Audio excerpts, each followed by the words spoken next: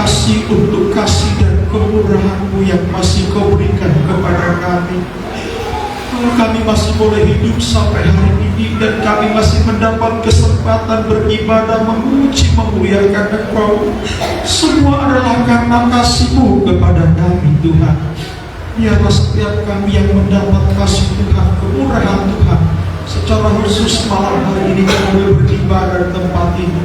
Engkau melawat kami dengan kasih-Mu, melawat kami dengan kebenaran firman-Mu, Tuhan. Engkau melihat hati kami, keadaan kami masing-masing, ya Tuhan. Biarlah firman-Mu yang ditampilkan pada hari ini akan menolong hidup kami, menjadi jawaban atas pergumulan kami, akan mengubahkan hidup kami, membentuk kami sepenuh dengan kehendak-Mu, Tuhan. Agar ketika Engkau datang menjemput kami, Engkau mendapati kami seperti yang Kau inginkan, ya Tuhan. Terima kasih untuk kemurahan-Mu.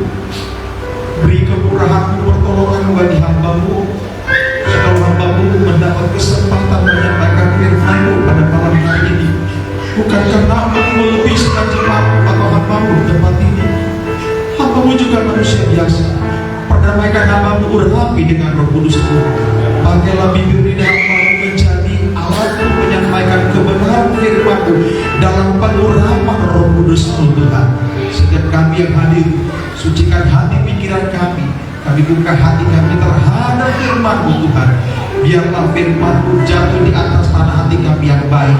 Semua kami yang mendengar firman Allah diberkati oleh Tuhan, ditolong oleh Tuhan. Segala roh setan yang mengganggu hati pikiran kami dalam mendengar firman Allah, kami usirkan roh setan dan nama Kau pergi terus menghancurkan Engkau. Berfirmanlah Kau bagi kami. Kami sambut firman-Mu dalam nama Kristus kami berdoa. Haleluya, haleluya, amin. Silakan duduk.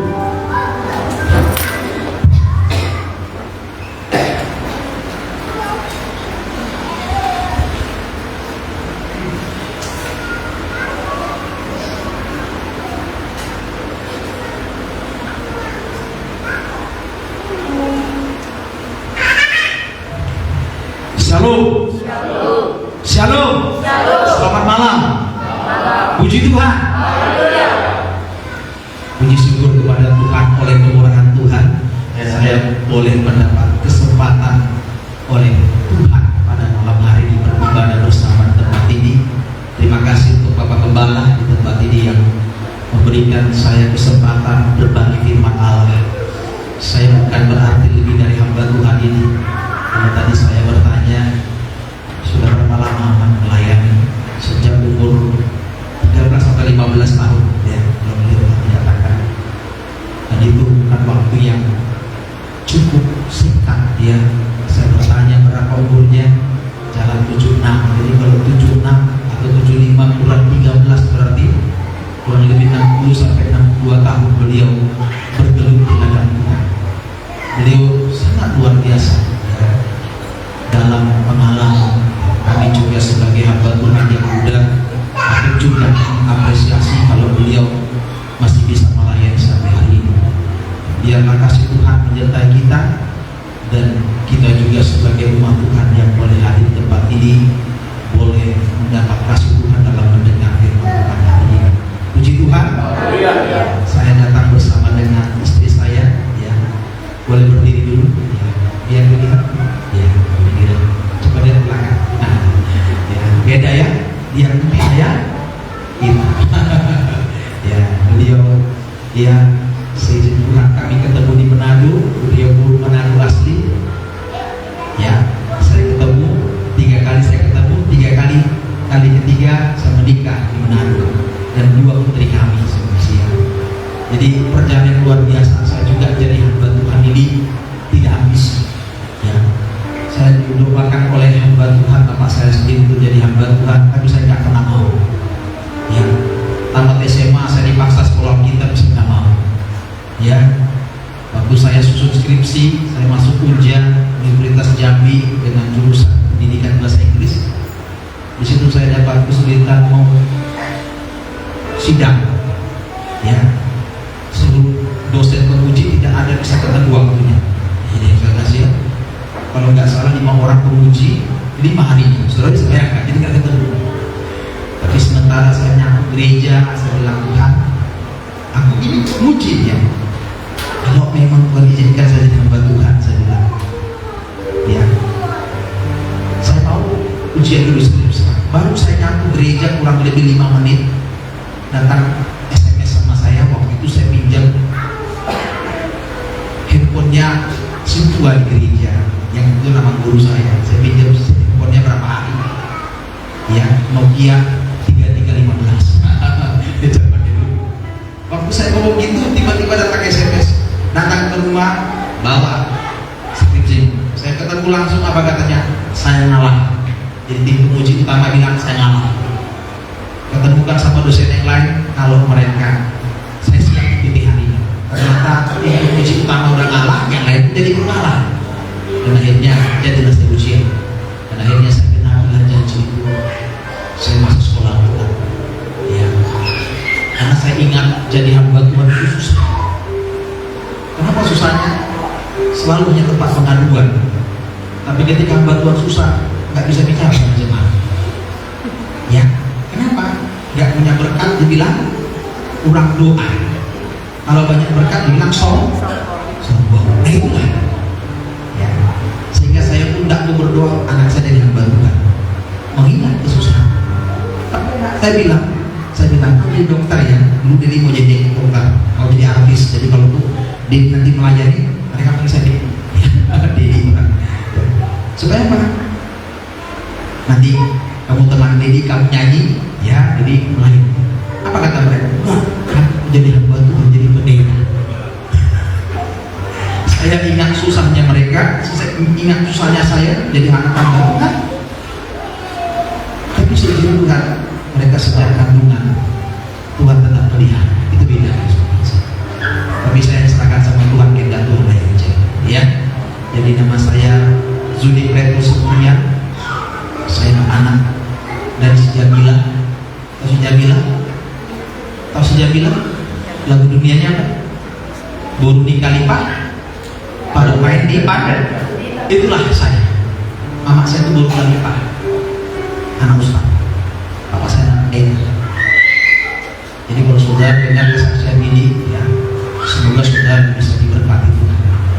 Mama saya nikah dengan anak pendeta. Ternyata setelah nikah papa saya pun judi. Makanya nama saya itu ada sejarahnya. Ya, ya. Saya dilahirkan anak kedua, papa saya bikin nama saya juru tulis. Nama saya nggak mau, karena saya waktu lahir, papa saya lagi sedang pegang kartu judi, tugasnya mencatat baru dapat dari portal itu 11. Dan mama saya bilang tidak. Mama saya seorang guru, dia punya murid namanya Judi, dan anak itu pintar selalu rekesa. Dia bilang, anak harus seperti kamu nanti, ya. Sehingga dibuatlah nama saya seperti anak itu dengan harapan saya jadi anak yang pintar, kemudian bertobat dari judi. Makanya Judi Preto. Judi Preto itu tujuannya apa? Bertobat dari judi. Puji Tuhan saya nggak pernah berjudi. Dan itulah sejarahnya. Banyak orang nggak suka panggil saya nama Zudi, sering panggil namanya Preto, ya.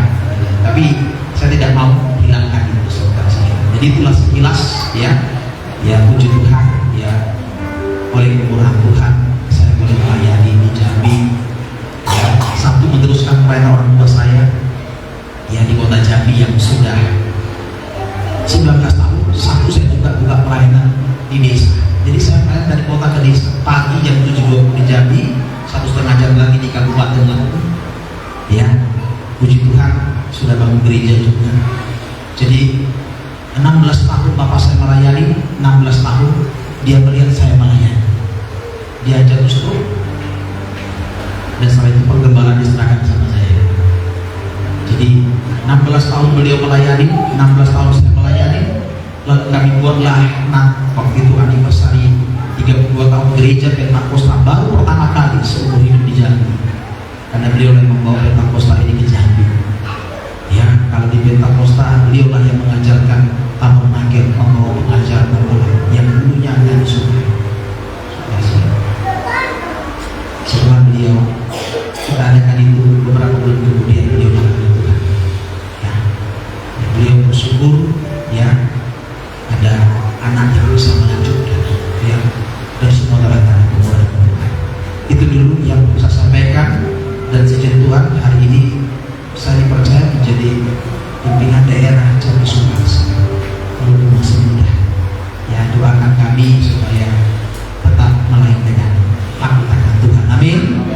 Mari kita segera baca firman Tuhan ya pada hari ini bagi kita semua.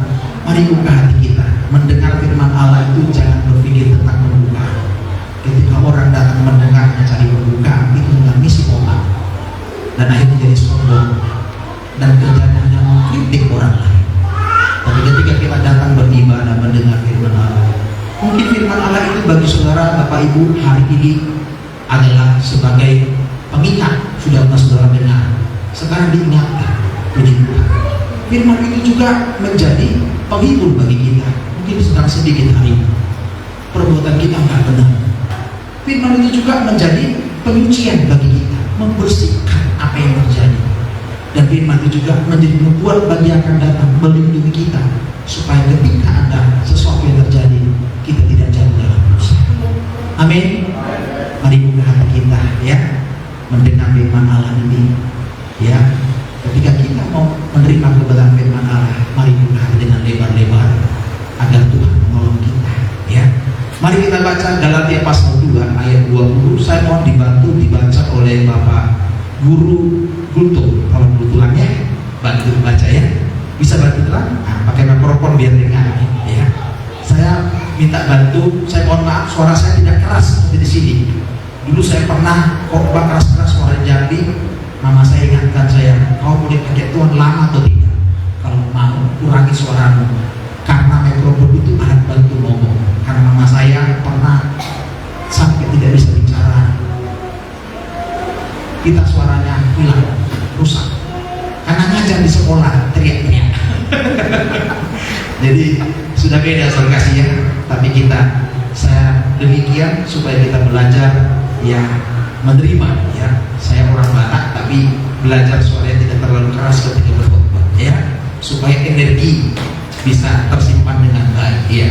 Galatia pasal 2 ayat 20, sama-sama dulu kita baca ayat ini ya. Galatia pasal 2 ayat 22, 3. Namun aku hidup, tetapi bukan lagi aku sendiri yang hidup, melainkan Kristus yang hidup di dalam aku. Dan hidupku yang kuhidupi sekarang di dalam daging adalah hidup oleh iman dalam Anak Allah yang telah mengasihi aku dan menyerahkan dirinya untuk aku. Rasul Paulus menuliskan ini dalam surat Galatia pasal 2 ayat 20, dikatakan aku hidup sekarang dalam daging, bukan dalam kedagingan. Hidup dalam daging artinya aku masih hidup sekarang. Hidupku sekarang adalah untuk Tuhan, di dalam Tuhan ya. Nah, tema firman Tuhan bagi kita pada malam hari ini adalah Yesus Kristus hidup di dalam aku. Rasul Paulus sebagai seorang yang dahulunya kita sudah tahu namanya Saulus, seorang penganiaya, seorang yang tidak suka melihat orang membawa ajaran yang baru bagi mereka. Jadi menurut mereka ajaran yang baru, apalagi yang mereka lihat itu bukan Mesias yang mereka nantikan. Makanya dia selalu mencari siapa ada orang yang di luar dari ajaran mereka, dia pergi lalu meminta surat perintah untuk menangkap orang-orang itu. Luar biasa. Tapi ternyata dalam perjalanan Tuhan tangkap dia sampai dibuat dia buta selama 3 hari. Dan di sana Tuhan berkata kepada Saulus, Saulus, Saulus, mengapa engkau menganiaya aku? Ya, luar biasa. Saulus seorang yang luar biasa mempertahankan ajarannya. Dia nggak membuka hatinya terhadap kebenaran firman Allah. Dia tidak bisa terima Yesus yang datang itu karena tidak seperti persepsi yang mereka inginkan. Yesus sebagai raja, masa seperti ini Mesias, lahir dari anak si tukang kayu, nggak bisa terima. Logika nggak bisa. Tapi cara Tuhan membuat dia lewat putra selama 3 hari. Di situ dia terbuka mata. Seringkali kita Bapak Ibu Saudara kasih tidak bisa menerima kebenaran firman Allah. Kenapa? Karena sering pakai logika, pakai kebiasaan. Taksonomnya biasa, nggak seperti yang biasa. Padahal kebenaran tertulis, tapi karena tidak biasa, maka kita menganggap sesuatu yang sesat. Padahal semua bukan sesat. Belum pernah kita dengar, belum pernah kita lihat, belum pernah kita alami. Akhirnya kita anggap sesat. Nah, Rasul Paulus menyatakan ini. Apa kata dia? Aku dulu mati, Yesus sudah mati bagi, maka sekarang Kristuslah yang hidup di dalam aku.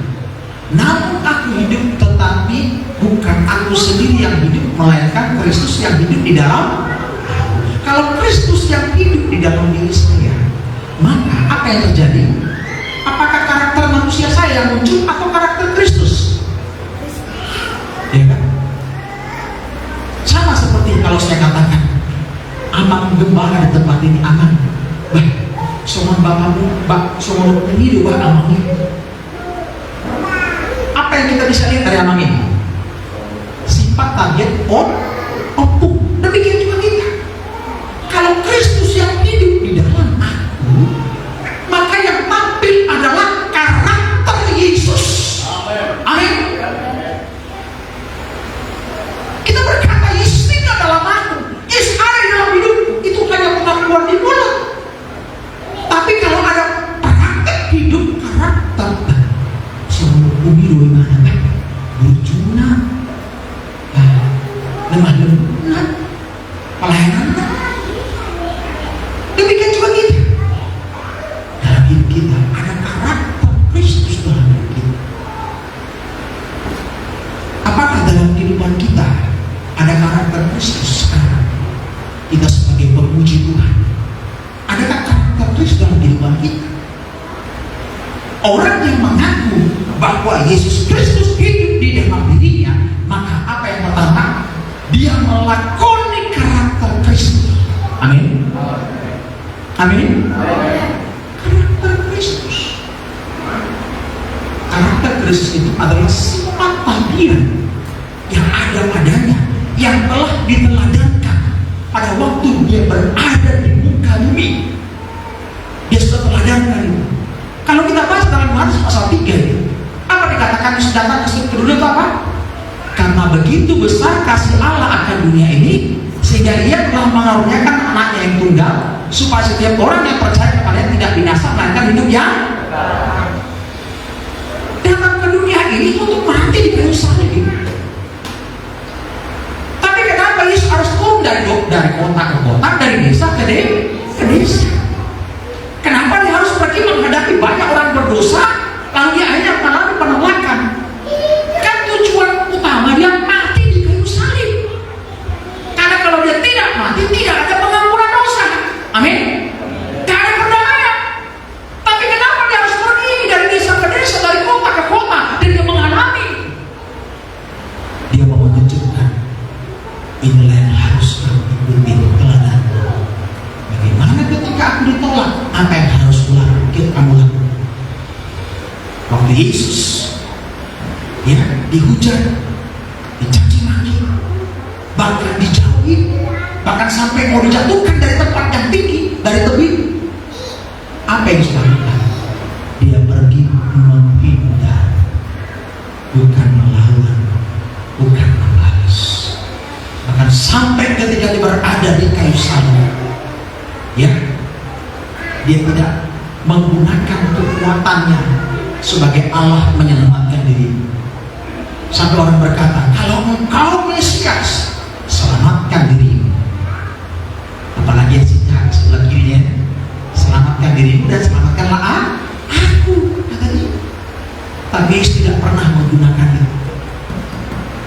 Yesus sebagai Tuhan, dia hanya menggunakan keilahannya, kekuasaannya hanya untuk menolong orang. Mati bangkit, buta melihat, yang lumpuh berjalan, yang kena kusta sembuh. Amin.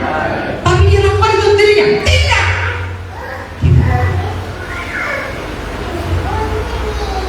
Dia tidak lakukan. Nah, itu yang dikatakan Yesus dalam Injil Lukas pasal 9 itu. Siapa mau mengikut aku, dia harus menyangkal diri. Atau menyangkal? Ya, menyangkal diri itu dia. Saya ini punya kekuatan, tapi kalau menyangkal, sampai kan tidak punya kekuatan, dia lepaskan kekuatan itu, dia tidak pakai untuk dirinya. Yesus praktekkan. Demikian juga memikul salib. Kalau kita mau menyangkali diri kita, kalau saya sebagai hamba Tuhan, sebagai gembala sidang, ya, kalau pikul salib yang benar gimana? Bagaimana ketika jemaat menunjuk yang tidak benar sama kita? Apakah sikap saya sebagai seorang hamba Tuhan akan langsung memecat dia? Atau melalui Yesus yang berkata, ampunilah mereka, karena mereka tidak tahu apa yang mereka. Kalau saya tidak menyangkali jabatan saya bisa pecat dia. Udah yang bener nih, lalu pecat. Tapi karena saya menyangkali kekuatan saya, hak saya hanya berdoa, Tuhan sadar. Nah itu Bapak Ibu Saudara. Nah sekarang kita akan lihat Yesus Kristus di dalam kita. Praktek yang pertama adalah melakoni karakter Kristus dalam hidup kita. Kita akan lihat dua saja karakter dari Yesus yang kita dengar hari ini. Kita baca Matius 11. Banyak Bapak Ibu semua kasih karakter Kristus yang harus kita lakoni. Tapi hari ini kita akan dengar dua saja. Ya. Matius pasal 11 ayat 28 sampai 30. Mau dibaca? Ya. Matius pasal 11 ayat 28 sampai dengan 30, demikian firman Tuhan. Marilah kepadaku semua yang letih lesu dan berbeban berat, aku akan memberikan kelegaan kepadamu. Iya. Pikullah yang kupasang dan belajarlah padaku, karena aku lemah lembut dan rendah hati, dan jiwamu akan mendapat ketenangan. Ya, kemudian Sebab kuk yang kupasang itu enak dan bebanku pun ringan. dari ayat ini kita menemukan apa sifat Yesus? Apa karakter Yesus? Apa? Yang bacaan kita tadi pas dengar kan? Apa nih? Rendah hati dan lemah lembut. Saya tanya, kalau saya butuh sesuatu sama Bapak Gembala tempat memang pendeta Maduro, bolehkah saya sombong kalau minta sama dia? Kemangilik tuh kan? Kalau hal Bapak, elit baru gitu ya. Ya, gitu kan? Jadi mana merdoman tubuh, hormat hula-hula, sangat aku sangat. Saya butuh. Tapi kalau kita baca ayat di sini, coba baca, ulang lagi, pelan-pelan ya. Ayat 28. Kita baca 2-3. Marilah kepadaku semua yang letih lesu dan berbeban berat, aku akan memberi kelegaan kepadamu. Ini undangan Yesus. Yesus mengajak orang yang punya masalah, ya kan, datang kepada dia, kepada Yesus, ya kan. Lalu apa kata Yesus pada ayat yang ke-29? Dikatakan, aku lemah lembut dan rendah hati. Artinya apa? Orang yang datang kepada Yesus itu orang yang bagaimana? Orang yang punya masalah. Nah, tapi Yesus harus menghadapi dengan rendah hati dan lemah. Saudara bisa nggak? Praktek yang mau kita hadapi adalah bagaimana kita bisakah rendah hati ketika menghadapi masalah yang datang pada kita. Bisa nggak lemah lembut ketika menghadapi persoalan? Atau malah kita berbeda-beda, nggak juga jauh, nggak semono di bait Tuhan itu, nggak boleh persepuluhan, nggak semono di bait Tuhan.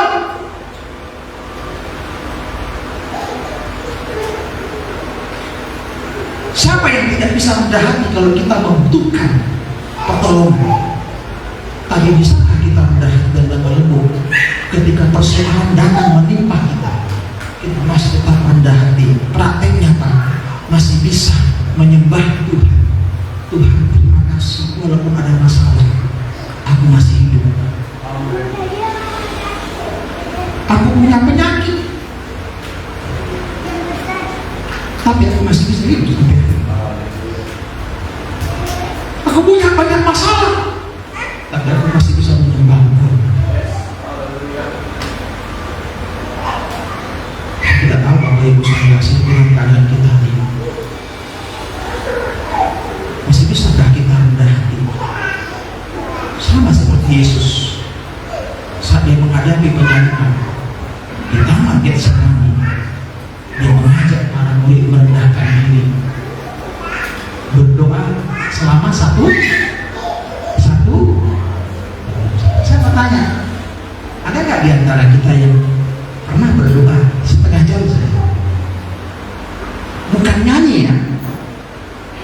Bukan nyanyi sambil main gitar setengah jam, tapi betul-betul berdoa menyembah, haleluya, bahkan sampai ke Roh Kudus. Setengah jam.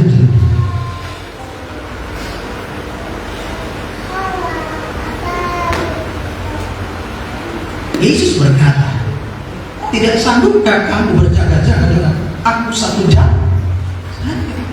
Roh memang penurut. Roh Allah yang sudah memenuhi kita, atau di Purbani yang sudah memenuhi kehidupan kita, mau membawa kita ke dalam kebenaran, tetapi dia ini lemah.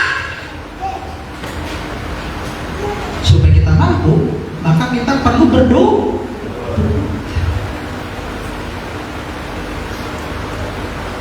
Bisakah kita rendah hati? Kalau dalam masalah saja kita bisa rendah hati, apalagi kalau diberkati, pasti semakin rendah. Tapi kebanyakan kita punya masalah saja tak bisa merendahkan diri, menyalahkan orang lain, menyalahkan gembala lah, doanya nggak didengar, menyalahkan semua lah, kesorongnya loh, orang tumpang tangan doa dijawab.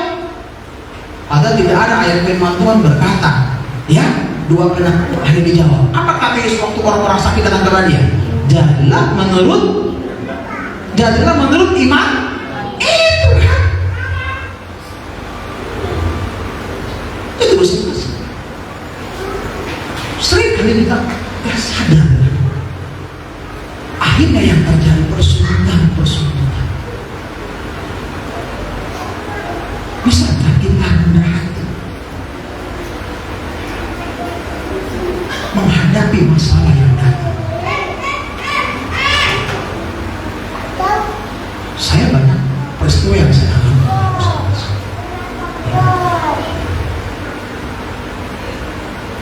2006 saya pulang dari Jakarta selesai sekolah kita, praktek 2 tahun di bawah pimpinan pendeta Peter Wiatmono, seorang ketua Sinodi, beda dari gereja kita.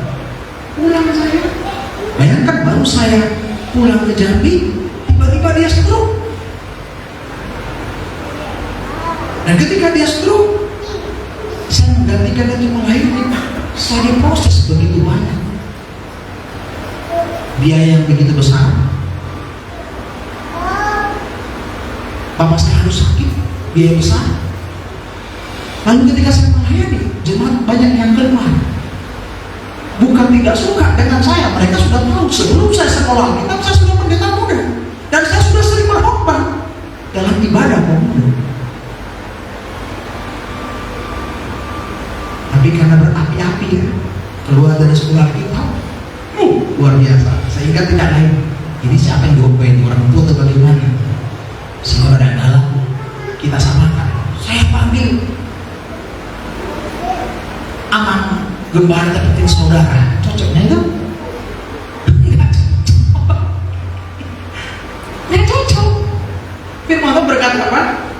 Hanya yang tua kepada yang lebih tua kita anggap sebagai bapak. Kalau yang di bawah kita sebagai saudara. Saya tidak ada yang mengajari.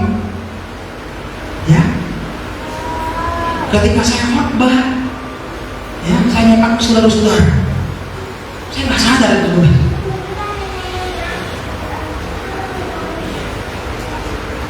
Tapi terus prosesnya banyak uang yang dibutuhkan. Ketika ibadah, bapak saya waktu saya belum sakit, setiap ibadah 100 orang yang ibadah ini. Apa yang terjadi? 100 orang, tapi untuk bapak saya sendiri nggak cukup. Saudara, untuk hidup bapak saya sendiri nggak cukup. Bapak saya itu lain,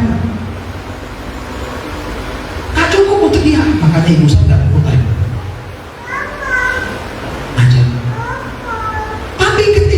Tuhan izinkan saya melayani, menggantikan beliau 50% keluar.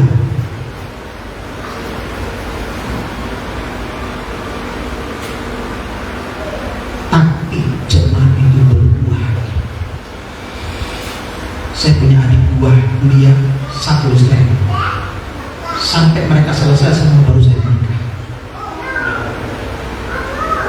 Karena merendahkan diri.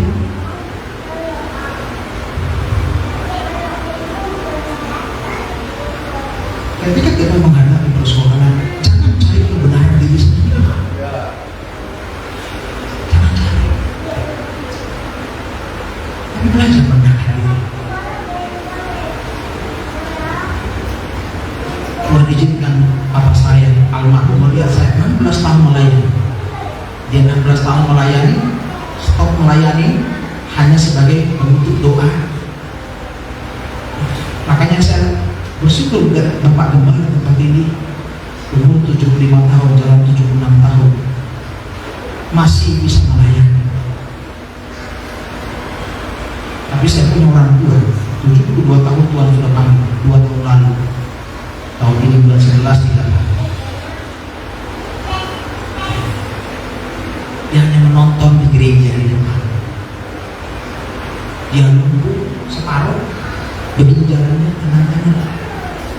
Tapi nggak pernah tinggalkan tempat ibadah. Dan jadi teladan sampai mati. Sukses. Bapak Ibu, bisa nggak kita rendah hati itu sama dengan kita bisa merendahkan diri di depan Tuhan. Kalau kita bisa rendah hati, apa kata Tuhan? Aku akan memberikan kelegaan kepada. Kalau kita bisa merendahkan diri kita di depan Tuhan, beban apapun yang kita hadapi, Tuhan memberi kekuatan. Amin. Coba kita baca 1 Korintus 10 ayat 13.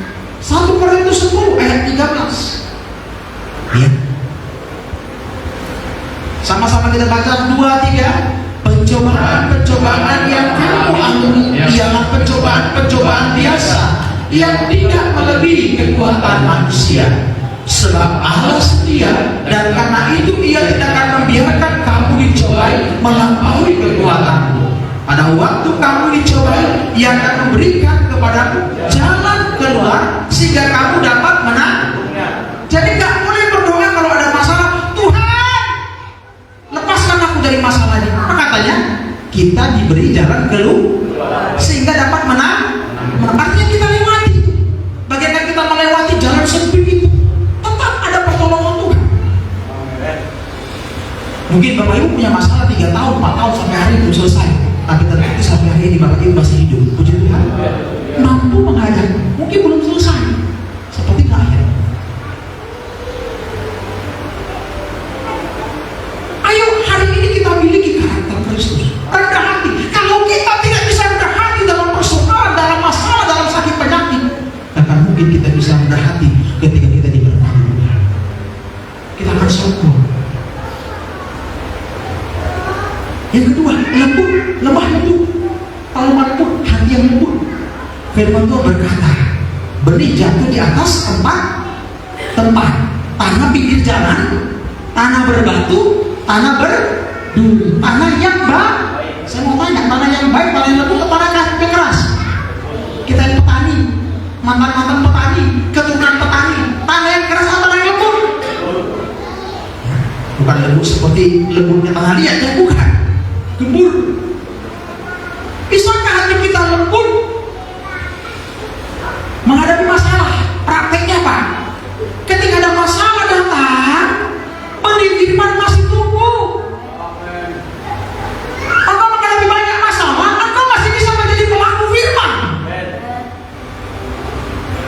Itu Bapak Ibu saya kasih hati yang lembut. Sama seperti Yesus, dia menghadapi banyak tantangan, dia menghadapi hujatan, dia menghadapi permusuhan dari orang-orang yang tidak menyukai dia. Tapi hatinya lembut. Artinya apa? Dia tetap menjadi pelaku firman yang harus diteladankan kepada manusia. Dia harus mengosongkan dirinya, tidak menggunakan kekuatannya untuk dirinya. Dia tunjukkan. Hari ini kalau Tuhan nanya sama kita, bukti tanah hati yang lembut dalam persoalan yang menghadapi, masihkah engkau bisa menjadi pelaku Korintus kelima, kita lihat Bapak Ibu Saudara. Ya, 2 Korintus pasal 8, mohon maaf ya, ayat yang ke 1 sampai yang kelima, dibaca Pak. 2 Korintus 8 ayat 1 sampai 5. Apa katanya? Saudara-saudara, Ya. kami hendak memberitahukan kepada kamu tentang kasih karunia yang dianugerahkan kepada jemaat-jemaat di Makedonia. Iya, Selagi dicobai dengan berat dalam berbagai penderitaan, sedang dalam pencobaan yang berat. Itu yang pertama. Yang kedua, kemudian sukacita mereka meluap dan meskipun mereka sangat miskin. satu, dalam pencobaan yang berat. Yang kedua apa? Sangat miskin. Sangat miskin. Dalam keadaan sangat miskin, hadapi pencobaan pula. Pencobaan ini banyak. Ya, apakah pencobaan seperti yang dialami oleh Yesus? Yesus dicobai kan? Soal makan ya kan? Batu jadi batu jadi roti. Segala sesuatu yang penting bisa dimakan. Asal bagaimana? Ibu Tuhan itu. Perhatian sekarang. Iblis mau mencoba kita dalam keadaan miskin yang kau, Bapak Ibu saudara kasih, punya masalah. Masihkah engkau bisa menjadi pelaku firman, tidak memakan yang bukan milikmu, tidak mengambil yang bukan milikmu? Saudara tahu sendiri ya? Apa itu? Persekutuan milik Tuhan atau milik hamba Tuhan? Milik Tuhan atau milik hamba Tuhan? Ingat, persekutuan milik Tuhan. Kembalikan sama Tuhan. Selama saudara Bapak Ibu mikiran itu milik hamba Tuhan, saudara tidak akan bisa mengembalikan. Kalau itu milik Tuhan, saudara akan kembalikan. Kenapa itu?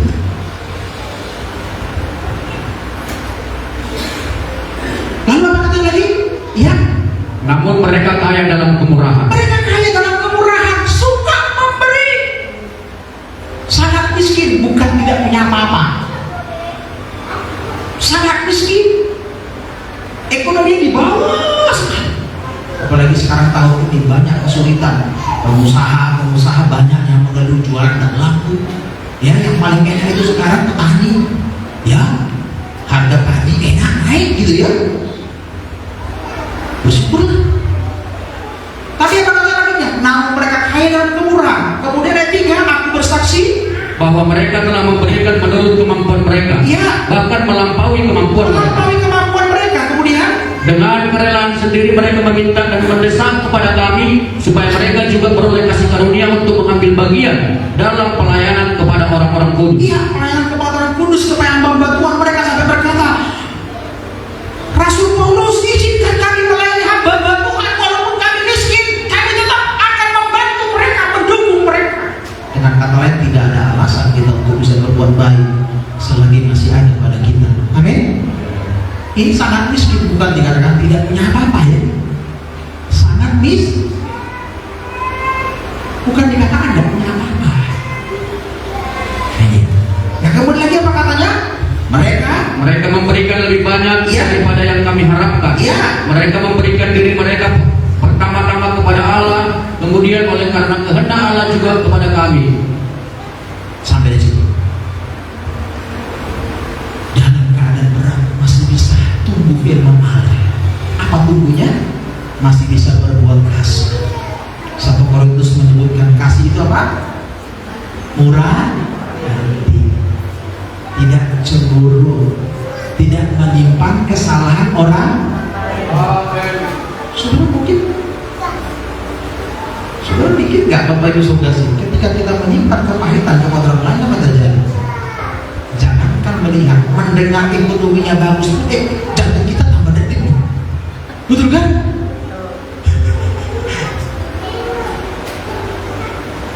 Kita nggak dengar suaranya dia, orang lain yang bercerita tentang dia. Mari kalau hari ini kita banyak menyimpan kepahitan hati, beres kan?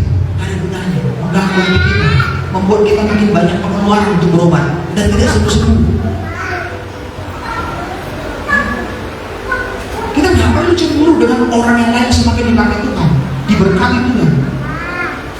Karena orang yang beribadah dengan benar merasa cukup. Nah, inilah bagian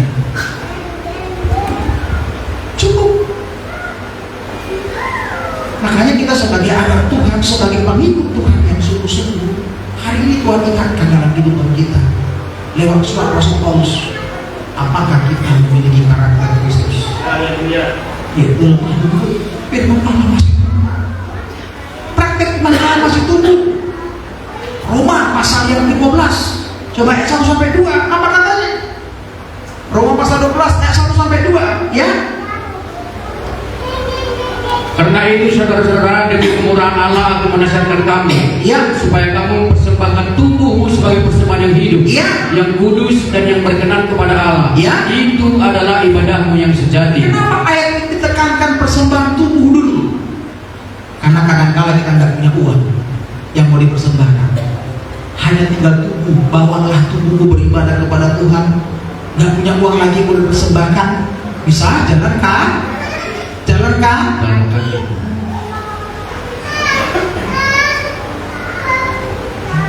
Tapi punya jemaat Bapak Ibu sekalian kasih. Waktu muda dia bayangkan kerja di minyak, banyak uang, tapi nggak mikir tentang hari depan. Dipikirnya bahwa ekonominya akan terus seperti itu. Ya? Saatnya usianya sudah hampir 50, udah terima lagi kerja di situ. Ya? Sekarang sulit. Istrinya kerja dipecat. Kenapa? Bukan kesalahan. Ekonomi dari situ sekarang bangkrut. Apa yang terjadi? Dari kerja, makan enak di rumah, harus kerja mulu sekarang. Saya bilang, Tuhan bilang, jangan makan kalau tidak kan? Jadi apa? Makan itu untuk bukan kerja untuk makan ya. Kita makan untuk kerja, supaya bisa bekerja. Jadi makan, jangan banyak makan. Jadi penyakit nanti sama kita. Kaum muda ya. Makanlah kan untuk kerja, supaya kita kerja baik. Saya bilang dulu, jangan malu. Malulah kalau kalian hidup dari hasil mencuri. Kita hanya beda-beda pekerjaan aja. Kalau semua kerja di kantor, siapa yang jadi petugas dinas kebersihan? Jadi saya bilang, pemulung itu kerja di mana? Dinas kebersihan. Kalau pendeta di mana? Kementerian Agama. Kalau tukang di mana? Kementerian PUP. Itu surgasi. Di PUPR itu bukan semua PNS. Bukan semua honor. Ada juga digaji. Karena menang proyek. Semua ada dinasnya. Cleaning service. Dinasnya di mana? Lingkungan hidup dan kebersihan. Itu. Amin? Iya. Hanya beda saja. Jadi kita jangan. Jadi kalau kita baca ayat Roma 12 ini, persembahkan tubuh. Yang ada pendeta ada anak muda di orang tuh dia dari ini sama dia mesti kayak dengan perempuan. Ngapain dikasih perempuan kalau memang tidak ada penghak? Kalau dapat kasih, kalau nggak ada jangan kan? Itu kan kesimpulan dari apa yang kita dapat.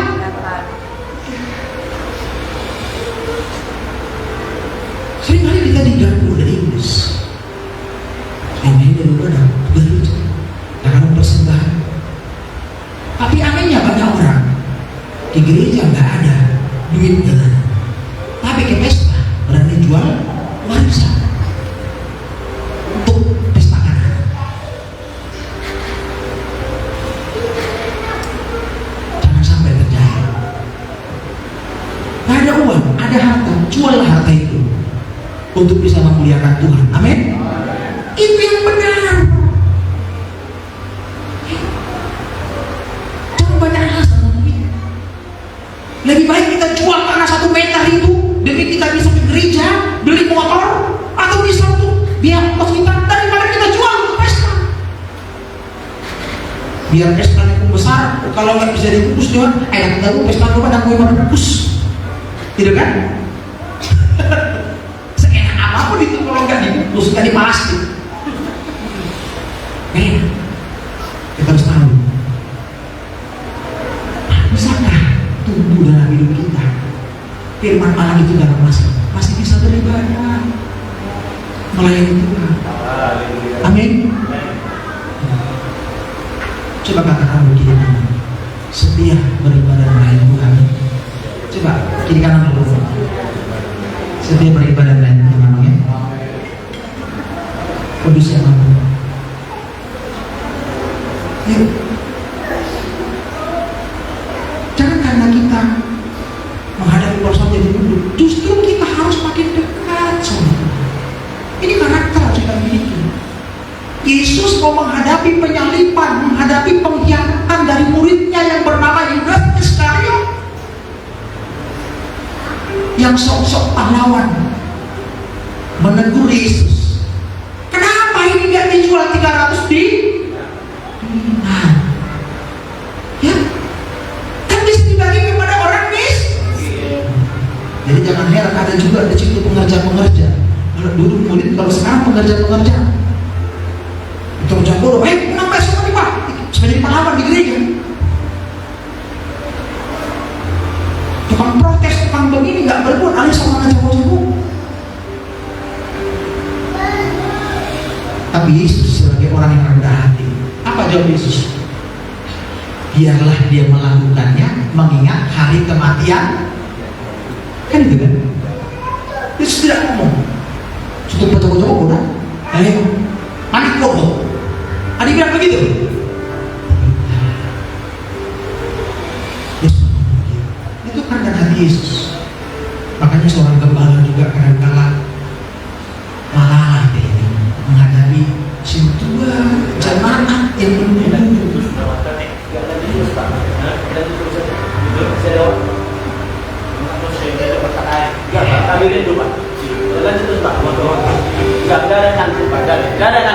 Masih lanjut? Lanjut.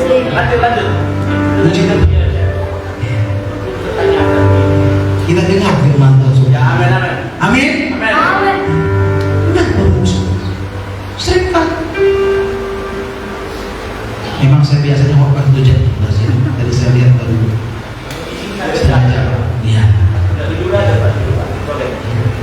Jadi saya kasih ingat. Kadang-kadang kita hamba Tuhan, gembala juga akan hadapi ini. Tukang kritik, tukang protes, tapi dia harus menjawab dengan rendah hati. Itu gak mudah, saudara. Tampil orang-orang sok jago, tapi dia jual Yesus hanya dengan 30 keping.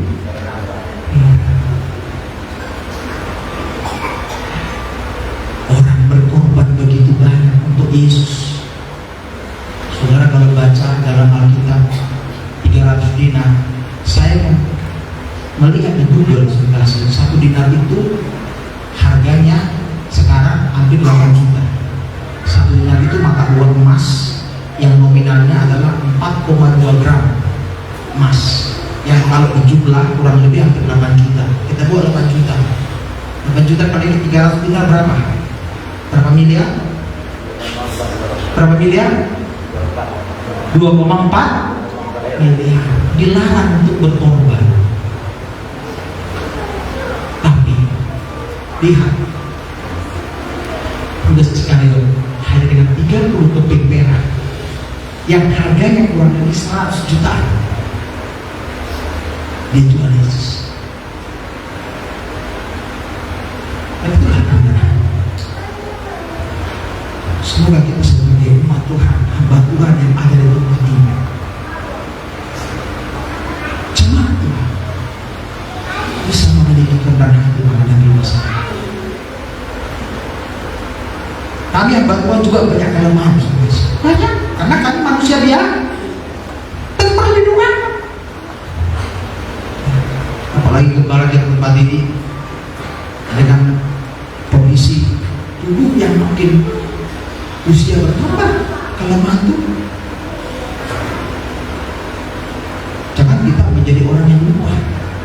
Ibrani kita baca itu sedikit lagi ya. Ya. Ya. Ibrani pasal yang ke-13 ayat yang ke-7. Ya. Ingatlah akan pemimpin-pemimpin kamu yang telah menyampaikan firman Allah kepadamu. Nah, firman Allah yang menyampaikan firman Allah kepadamu. Kalau situa saja dikatakan penatua-penatua yang menyampaikan firman Allah dihormati 2 kali lipat. Apalagi gembala. Ingatlah pemimpinmu. Kemudian Perhatikanlah akhir hidup mereka dan contohlah iman mereka. Perhatikan sampai akhir hidup. Saya tidak hadir di tempat ini untuk membela gembala, sudah tidak. Tapi firman Tuhan katakan perhatikanlah sampai akhir hidup.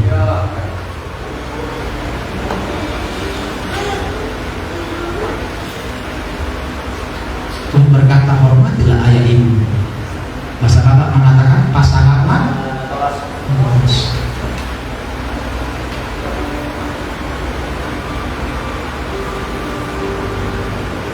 Semua kita sebagai umat memperhatikan.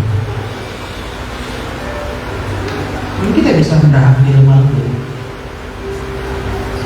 kita pasti maju. Tuhan dipermuliakan. Tapi kalau enggak, sedikit berkat datang pada kita akan jadi kontrol. Contoh dalam Alkitab bisa kita lihat yang pertama, Saul. Kita lihat dalam 1 Samuel pasal yang ke-9. Waktu Saul dipilih menjadi raja, apa katanya? Aku ini dari suku Israel yang paling kecil. Aku yang paling kecil. 1 Samuel pasal yang ke-9 ayat 17 sampai 21. Iya.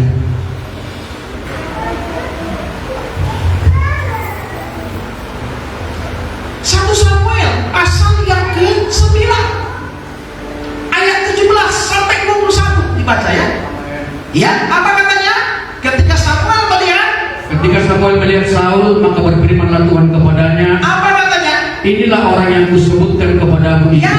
Orang ini akan memegang tampuk pemerintahan atas umatku. Ya, kemudian dalam pada itu Saul datang mendekati Samuel di tengah pintu gerbang dan berkata, maaf. Apa katanya? Di mana rumah pelihat itu? Di mana pelihat itu? Di mana nabi itu? Kemudian jawab Samuel kepada Saul katanya, apa katanya? Akulah pelihat itu. Akulah pelihat itu. Naiklah mendahului aku ke bukit. Hari ini kamu makan bersama-sama dengan daku. Ya. Besok pagi aku membiarkan engkau pergi dan aku akan memberitahukan kepadamu segala sesuatu yang ada dalam hatimu. Ya. Kemudian adapun keledai-keledaimu yang telah hilang 3 hari lamanya sampai sekarang, janganlah engkau khawatir, sebab telah kutemukan. Tetapi siapakah yang memiliki segala yang diingini orang Israel? Bukankah itu ada padamu dan pada seluruh kaum keluargamu? Ya, Israel membutuhkan raja, itu ada padamu, kata nabi ini, Nabi Samuel ini kepada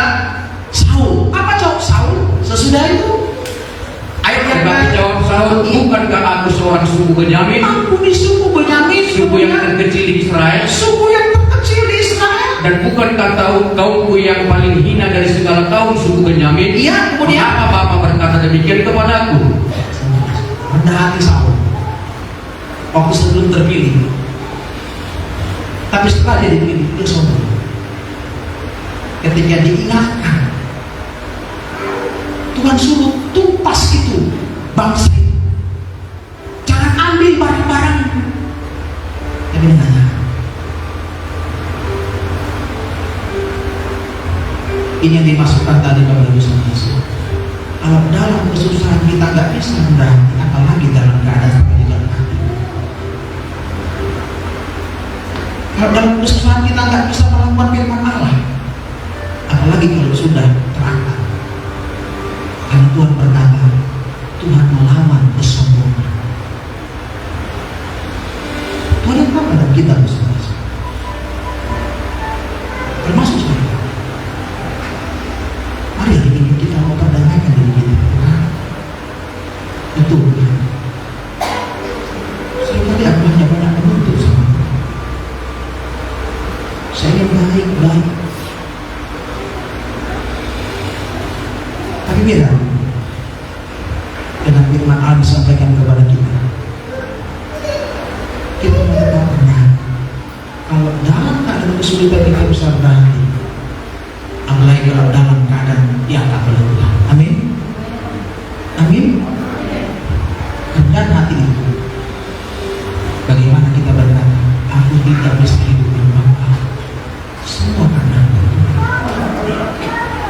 karakter Kristus hari ini yang mau kerjakan dalam hati saya dan kita semua.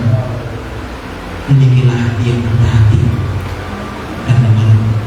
Hati yang lemah lembut yang tidak tetap bisa mengucap syukur, melayani Tuhan, melakukan firman Allah meskipun hidupmu sedang